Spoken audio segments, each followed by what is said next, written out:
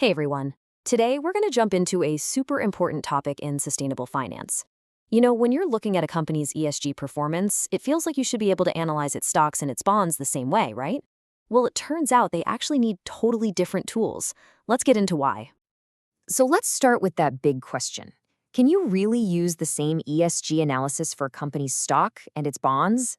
I mean, it's the same company, right? It's facing the exact same environmental risks, the same social challenges. So why would the analyses be any different? Well, it all comes down to one really simple but powerful distinction. And the short answer is a hard no.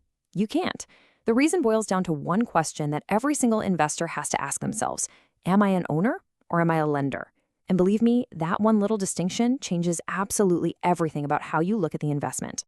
So let's start right there. Let's unpack what it actually means to have the perspective of an owner versus the perspective of a lender.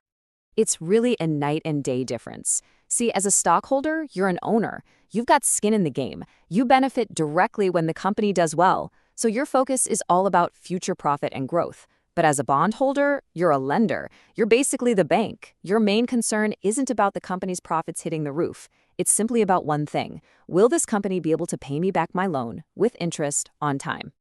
And understanding that core difference is so key, because it helps us see why some tools work great for one, but are just totally wrong for the other. So let's talk about a really common tool that gets misapplied all the time: valuation multiples. So what even is a valuation multiple? You've probably heard of the most famous one, the PE ratio, right? The price to earnings ratio. It's a classic stock analysis tool that asks a really simple question. For every single dollar this company earns in profit, how much is the stock market willing to pay for it?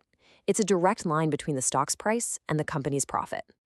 And that right there is the most critical part. A PE ratio is all about profit. It's a metric built from the ground up for owners, people who care deeply about how much money the company is making. It helps them figure out if a stock is a bargain or if it's way overpriced relative to its ability to make a profit. So this leads us to the pretty obvious next question. If this is such a great tool for understanding value, why can't we just use it for analyzing bonds too? Okay, let's put ourselves back in the bondholder's shoes for a second. You're the lender. Honestly, do you really care if the company's PE ratio is 15 or 25? Does the daily swing of the stock price matter more to you than the company's fundamental ability to pay its bills and, well, pay you back? And this brings us to the whole point. It's completely meaningless for a bondholder. Using a tool designed to measure the value of ownership, to analyze the safety of a loan, well, it's like using a thermometer to measure how much something weighs. It's just the wrong instrument for the job. A company can have an amazing PE ratio, but if its cash flow suddenly dries up, it can still default on its debt. Okay, so we've established pretty clearly what not to do. Let's flip this around and look at the right tools for the job when you're analyzing bonds, especially when you want to bring ESG factors into the mix. A bond analyst's toolkit is built around one thing: risk. They're laser-focused on three core areas. First, you've got credit analysis, which is all about assessing the risk of not getting paid back. Second, there's spread analysis, to figure out if you're actually getting paid enough for taking on that risk. And third, duration analysis, which helps you understand how sensitive that bond's price is to bigger shifts in the market. And this is where ESG data becomes an incredibly powerful tool for the lender. Let's just walk through this. First, with credit analysis, an analyst is asking questions like, hey, could a huge fine from an environmental disaster actually threaten this company's ability to pay its bills? That fine isn't just a bad headline, it's a real, tangible credit risk. Then you have spread analysis. Think of the spread as the extra interest you demand for taking on more risk. If a company has a horrible track record with governance, the market is going to demand a higher interest rate, a wider spread to compensate for that risk. It's just like charging a higher interest rate on a loan to someone with a bad credit score. And finally, duration analysis. This just tells you how sensitive a bond's price is to these changes. A 30-year bond is way more sensitive to an ESG-related risk popping up than a short 2-year bond.